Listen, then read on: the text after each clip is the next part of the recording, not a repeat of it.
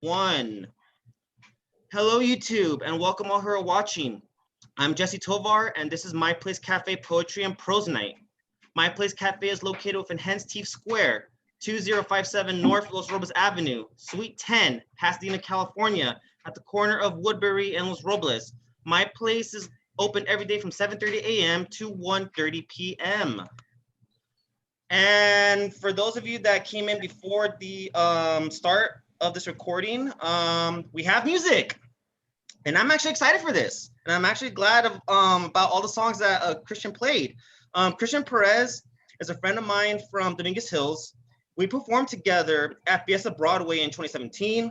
We were in a little band called The Bright Side. I worked for his dad's courier business. He created a musical movement in 2018 called Above Thy Influence. We always talked about performing at a coffee shop. And with me running this event series, I'm eager to have him on. Please welcome to the My Place virtual stage, Christian Perez. Hey, what's up, everybody? Thank you for having me on, Jesse. And just want to play a little piece. During COVID, when all hell is breaking loose, I just realized the way to be at peace is to be at the feet of Jesus, whether it's the foot of the cross at Jesus or as he's in the room, just laying at his feet just to listen to him. Because I know he can get so busy and forget just to spend time with him as you would with a friend. And please excuse my singing. I'm not a singer, but you know what? I just heard last night of a guy saying, I don't sing because I can, I sing because I want to. So, yeah. All right, enjoy.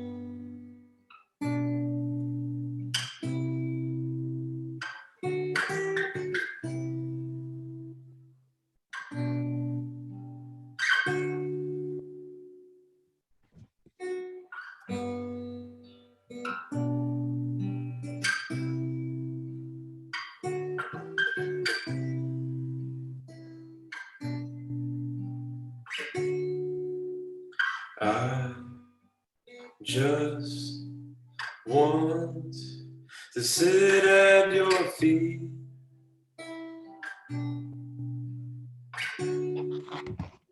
I just want to sit at your feet.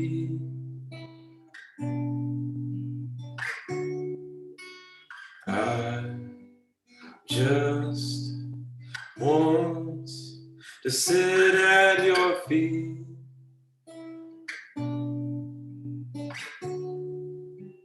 I just want to sit at your feet.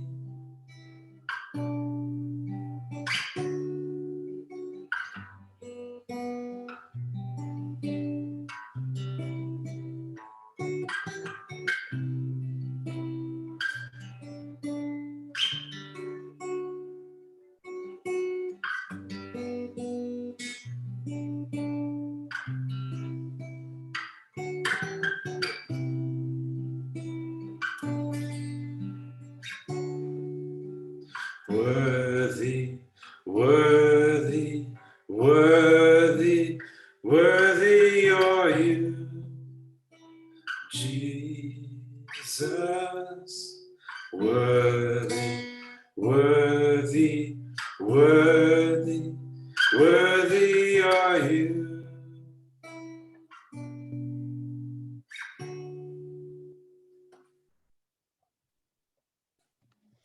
Well, all right. Well, thank you, Christian. Thank you for opening for Olga Murillo, tonight's featured storyteller.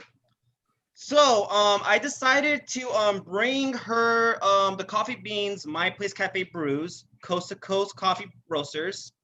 She made café de olla. She told me the beans are so delicious And LaTanya Smith, the owner of My Place Cafe, even mentioned that her display of it was beautiful.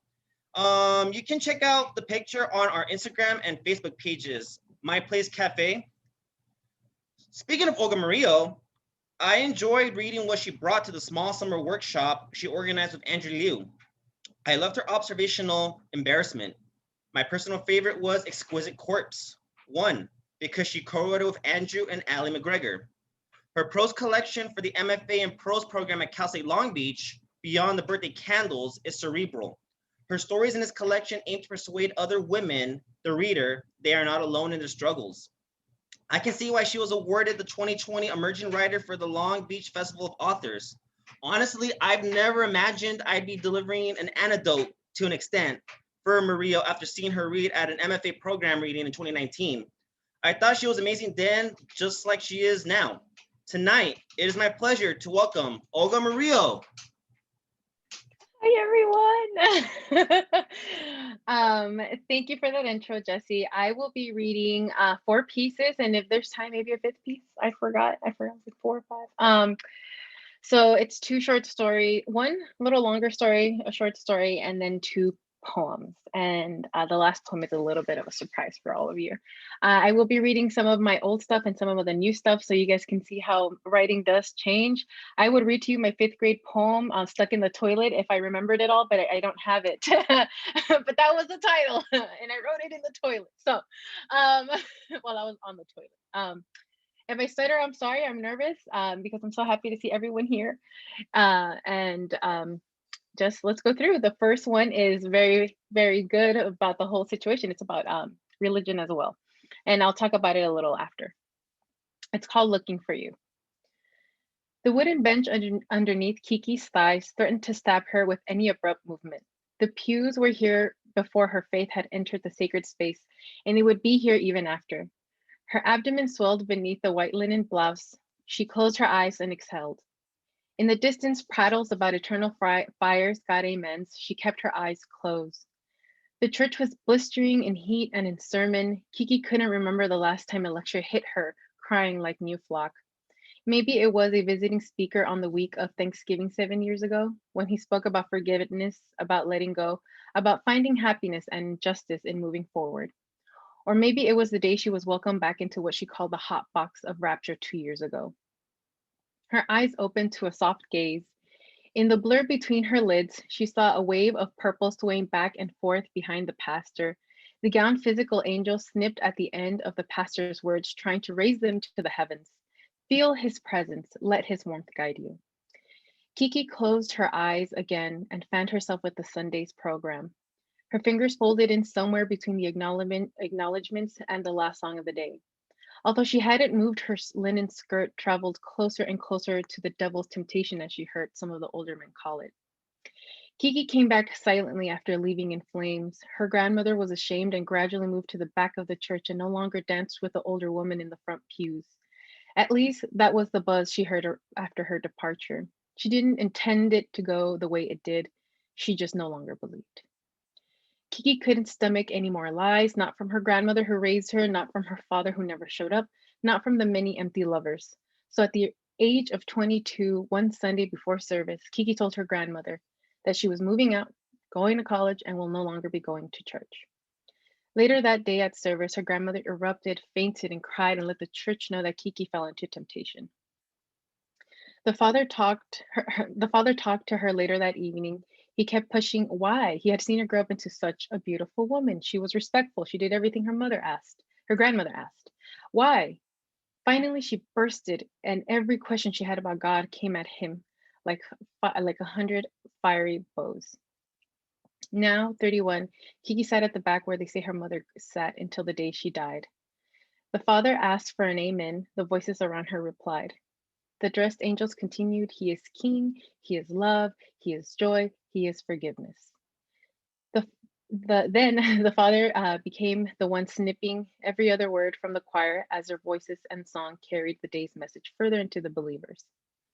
The vibrations from the choir compelled those who believed into their feet, and those who had trouble looked yearningly to the front of the church, their eyes filling with doubt and faces contorted with hurt. Their lips mumbled the words as if repeating them without sound, allowing them a private conversation with God. Let him come, let him come. The pastor did not take a seat. He welcomed everyone to their feet. Kiki opened her eyes to the warmth of the room. The older woman who claimed they walked with Dr. Martin Luther King danced in the first few pews. They used their canes or grandchildren to steady themselves on the floor. The smell of sweat splashed on Kiki like waves. It moved closer, then away with every stomp of those that felt the Holy Ghost in them. The hot air made it hard for Kiki to inhale calmly. The woman next to Kiki stood and grabbed onto the wooden bench in front of them. Kiki did not recognize her. She didn't recognize a lot of people in the church. Had they left like her? The woman started rocking back and forth next to her 5 children. Her lips moved faster than the choir's song. Beads of sweat were gathered by this woman's hairline. Her eyes squeezed shut in fear, maybe? Kiki thought she heard her whispered rapidly, "I didn't want to do it, Jesus. Please forgive me." Tears were running down that woman's face as she continued. She shook her head in a no gesture. Was she denying him? Kiki held onto her stomach. Feel the power of our great King. Kiki felt the breeze of some of the fans that surrounded her. She could feel the breeze on her neck and down her thighs. She wiggled in her seat, trying to scoot her white linen skirt back to her knees. "Go on, Kiki girl," Miss Frances yelled loudly behind her. "Go on." Kiki turned around, smiled at her. Mrs. Frances was standing with both hands on her cane, her eyes now closed, but she swayed with the music. Her hat was a violent purple, and her feathers did not stay in place. They moved exaggeratedly for Mrs. Frances. Kiki came back for the encouraging people like her. The father asked for another amen, and then another.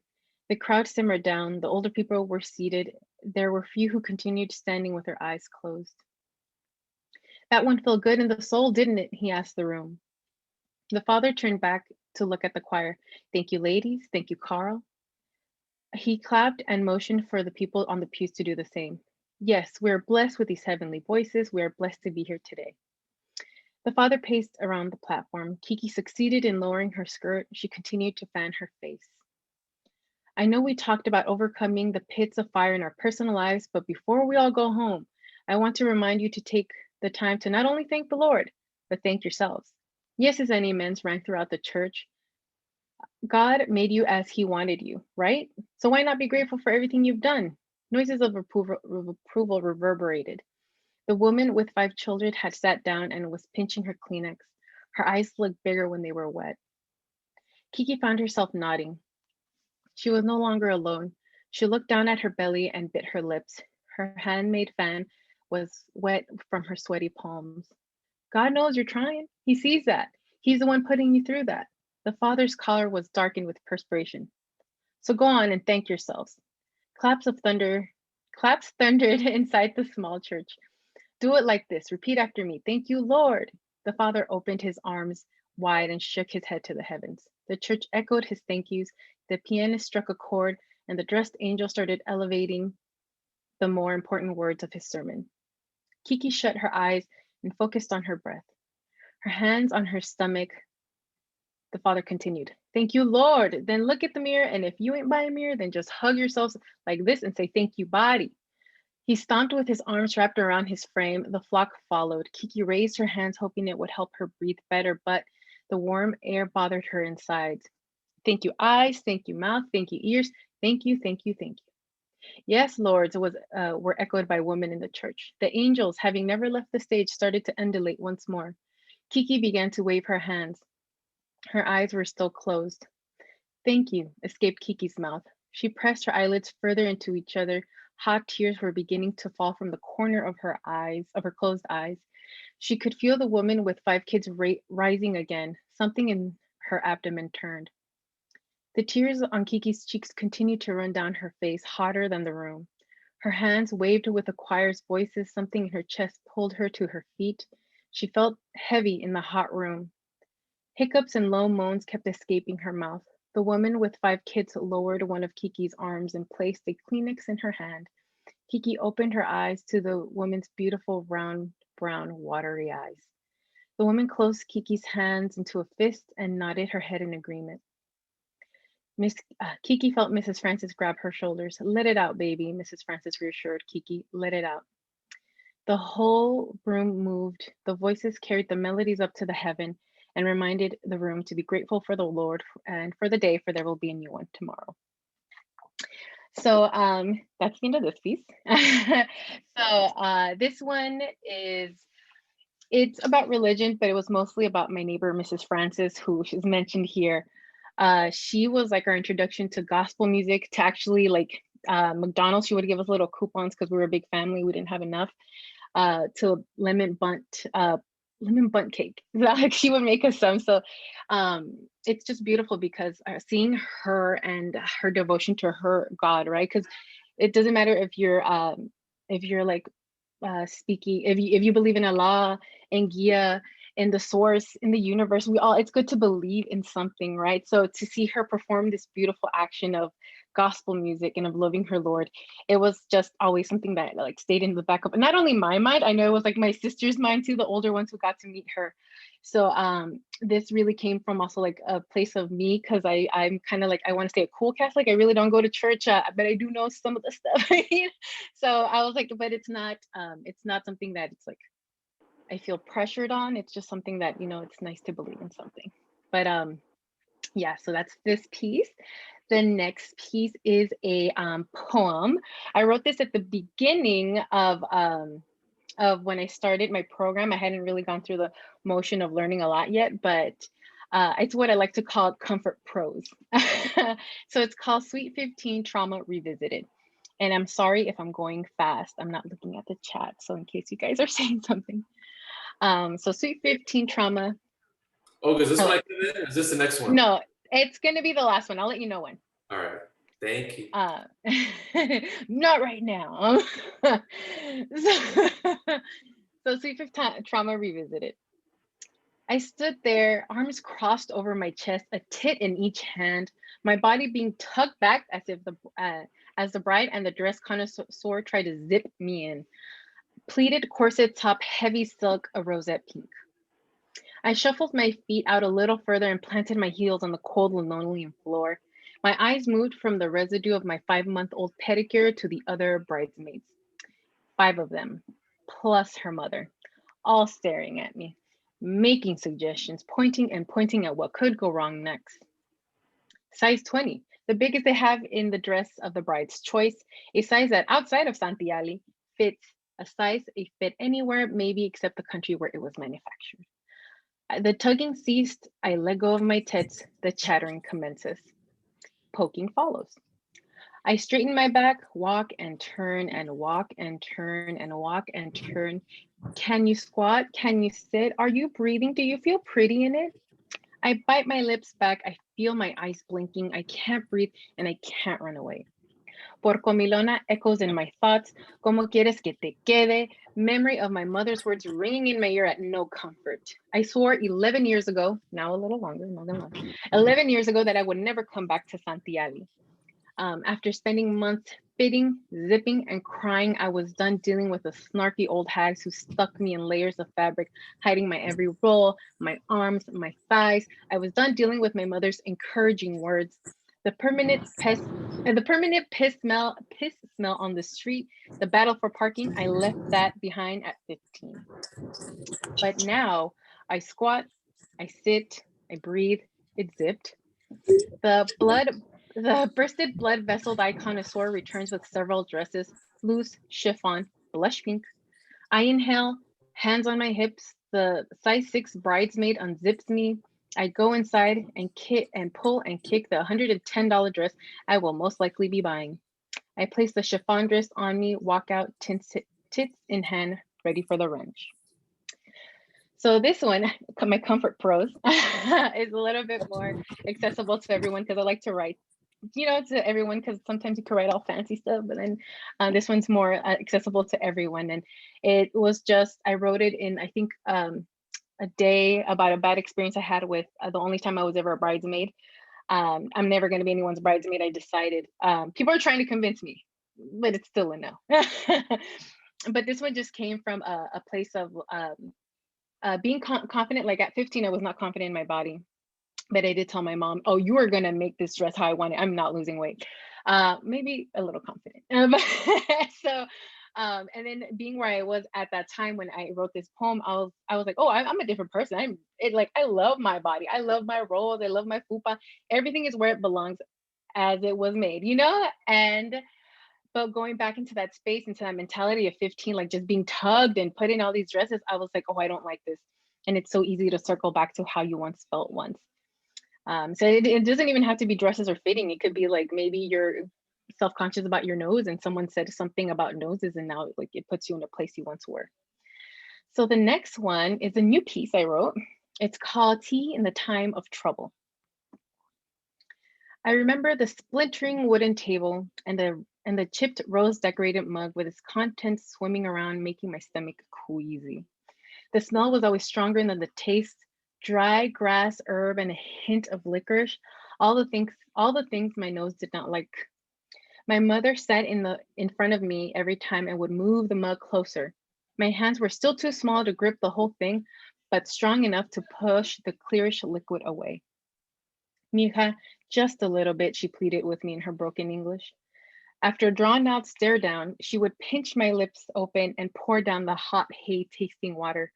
My eyes would shut and I could feel the tickle of my lashes on my eyelids. The mustard yellow wall behind my mother was still visible behind my closed eyes.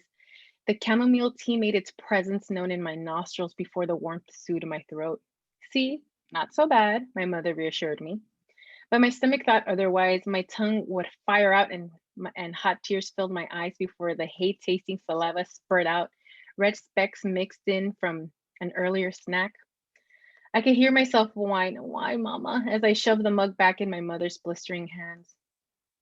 It's funny to think that now I dry my own ginger, mint, and rosehip for my teas, but I still don't drink chamomile. I fill the molcajete with garlic, turmeric, and ginger. My hand, larger than the stone motor, comes down with a pestle. The splintering wooden table shakes with every pound to the stone. It rattles for about a minute after each go, holding on to the last of its balance. The savor and sweet smell of the ingredients dance their way into my nostril, into my nose, and fills my mouth. My heels rock back up to my toes, a habit I never got rid of when reaching for the cabinets. The second level where all the new mugs were kept. My eyes landed on the glossy red cup with painted daisies. It was a gift from me to my mother from my first ever paycheck. I never understood her fascination with roses, but we shared her love of flowers. I poured the boiled water into the molcajete and let everything sit. The smell evolved with every second. At first, it was savory like chicken soup, then sweet like cinnamon water, then spicy, just spicy. The aromas followed me to my mother's room. She sat up in her bed as I entered the lowly lit space. Some hair stuck to her forehead as well as her shirt on her chest. Hi, mommy, I whispered. Tea time? She nodded, and the corners of her lips turned up towards her cheeks. She reached out and moved her feet to the floor, and I placed her pantuflas on her feet. The soft plastic underneath made a small swishing noise when she moved. With her arms around my neck, we got up and started moving. The soft swishes echoed in the hallway, my walk silent against hers. The sun covered half of the mustard yellow wall and made the notches of dirt and notches noticeable. Her skin blended in with the wall. The only thing that was off color were the dark circles forming under her eyes. I sat down where the sun's warmth could fill her body. I leaned forward, slowly walked away, looking back to see if she was still sitting in her chair. I spilled the yellow liquid into the red cup. Chunks of root and garlic floated to the top. Chicken soup? My mom asked. No, sopita no, I laughed with her. I grabbed the honey and lime sitting next to the mug and made my way to the sunny area of the kitchen. I placed the warm cup in my mother's wrinkled hands. She lifted it to her mouth and with closed eyes, inhaled the liquid before taking a sip. See, not so bad, I told her. Not so bad, she replied. So this piece, I actually wrote the day I found out we were all positive for COVID here at home. I have a very long thing to say about that. Please don't go out, and if you do, wear 2 masks, wash your hands, stay 6 feet. But it's not fun. I recently found out my friend's boyfriend's mother just passed away today. It's something that if it's not around you, you don't feel the effects. And it's something I was telling Jesse and Christian I haven't processed yet, because sometimes it will make me emotional. Not right now. Talking about it, I don't want to ruin my makeup. But it's something that's very serious, and it's a moment you see your parents. Like, my dad tried to be strong, and there was not a lot wrong with him, but my mother, who was diabetic and has thyroid and hypertension, we did see her struggle, and I didn't think I was going to have her this year, but I do. And so I'm happy about that. So this piece was really, and it feels incomplete because I feel like I'm still, coming out of it. And so I'm still, I want to say fixing it. Actually, all of this writing, I'm always tweaking it. Even this next poem, it's something that I was like, you know what, it feels very incomplete. But for this next piece, actually, yes, for this next piece, I think Christian's gonna log on with me if you can. Okay, so I have a little surprise for you. I'm not gonna rap, but I see people posting pictures of me. Oh, that's nice. They're embarrassing ones. So this next one is called Full Cup. So take it away, Christian.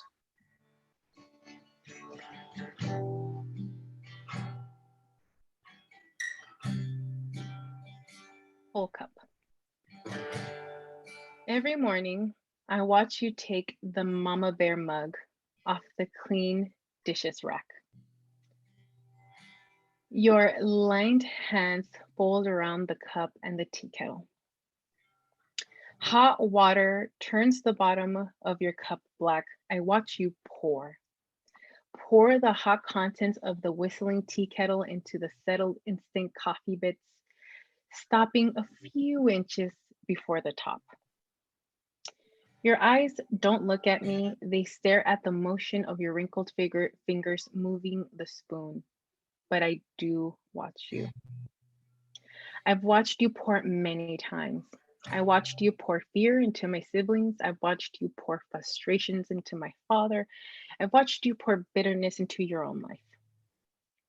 Your cup is vast and never filling, so I began to pour. I pour into you the movement of my arms around your waist, the tight squeeze to show my appreciation. I pour into you my academic achievements, my drive to get into a university, my below average on standardized testing. I pour into you my BAs, the MAs, the MFAs, the PhDs. It's for you, it's yours. I pour into your never filling cup. I pour from my cup, but your eyes continue to look at the spoon. So I continue. I pour into you the appearance of purity and innocence, the 15 years disregarding my body's urges, ignoring my soul's yearning for partnership. I pour into you my 6 p.m. to 10 p.m., my weekends. I pour into you my day and night. I pour into you my cup. I pour into you until my cup feels light, until there are only drops left for me to drink. Yet it is not enough. So that's it. So those are 2 new pieces, 2 old pieces. And thank you, Christian, for rocking along with me and helping me lullaby this song. I want to thank everyone. I want to thank Jesse, and I want to thank My Place Cafe. Yeah.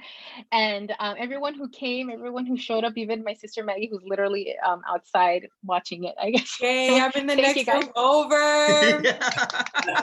Oh my God, I love it. I love it. So Olga, great job. And thank you for reading your poetry and prose. I'm happy to make a night all about your reality. Christian, I'm happy us doing a gig at a coffee shop virtually is a reality. So this night, I was thinking about it right now. This night and Amanda Gorman's big moment a few days ago at the Super Bowl shows us poetry is mainstream, like shows and movies on streaming services.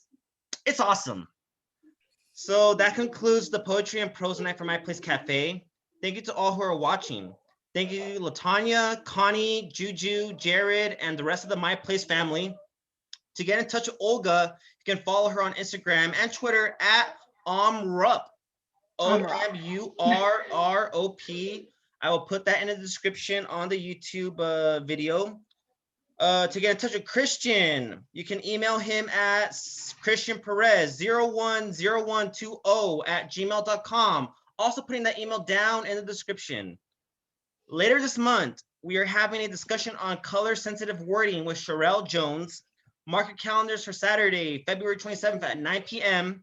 We look forward to you watching. Also, just to remind everyone, follow us on Instagram, My Place Cafe Pass, and like us on Facebook.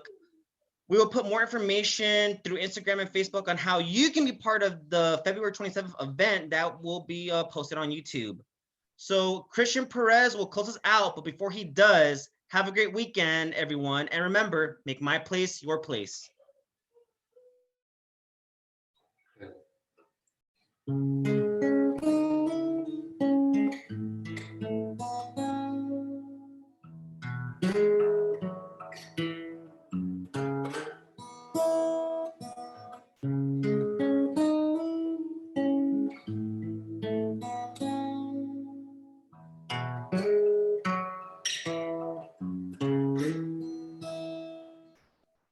You won't relent until you have it all. My heart is yours. You won't relent until you have it all. My heart is yours. Yeshua.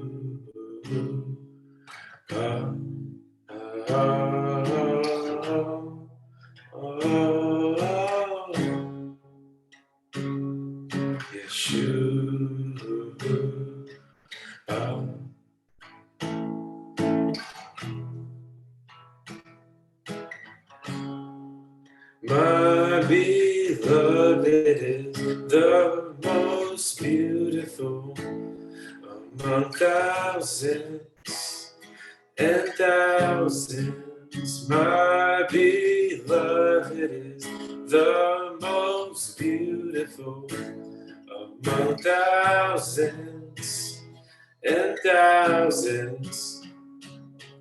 Yeshua.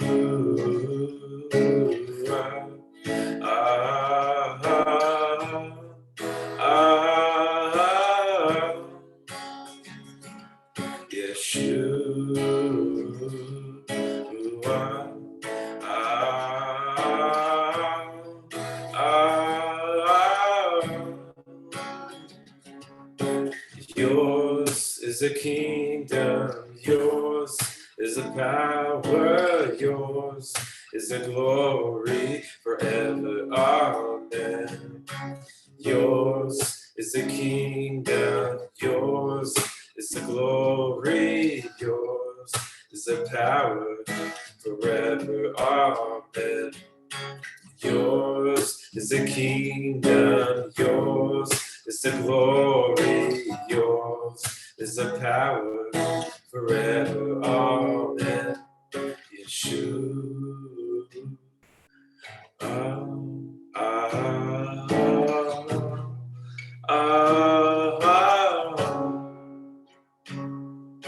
Lord, make me your house, make me your house, make me your house of prayer. Lord, make me your house, make me your house, make me your house of prayer. Day and night and night and day, day and night and night and day, day and night and night and day. Make me a house of prayer. Day and night and night and day, day and night and night and day, day and night and night and day. Make me your house, Yeshua.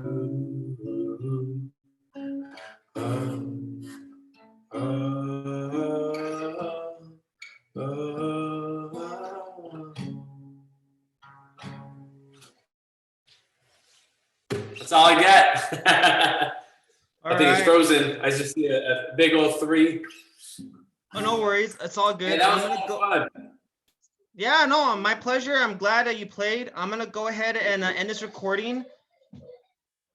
Olga, Jesse, we got to kick it, man. Yeah.